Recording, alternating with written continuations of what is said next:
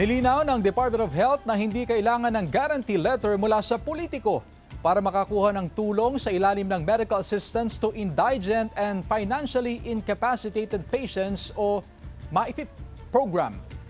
Ayon kay DOH Assistant Secretary Albert Domingo, hindi na dapat kailangan ng guarantee letter. Sa halip, papuntahin na lang ang pasyente sa isang DOH hospital. Mungkahi rin ng DOH sa Senado, hatiin ang pondo para sa MAIFIP. Ang 80% ilalaan para sa Zero Balance Billing Program para tiyaking diretso na sa mga pampublikong ospital ang ayuda at hindi na kailangang dumaan sa politiko. Habang ang 20% naman para sa Catastrophic Health Fund para sa mga gamot at iba pang serbisyong medikal. Ayon kay Senate President Tito Soto, pinag-aaralan din nilang magamit ang MAIFIP sa mga pribadong ospital.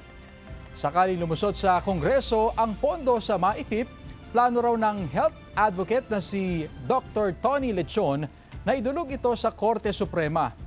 Aniya dapat ilaan sa PhilHealth ang pondo. Sabi ni Senate Finance Committee Chairman Sherwin Gatchalian, may ginagawa silang safeguards para hindi magamit ang MAIFIP sa politika.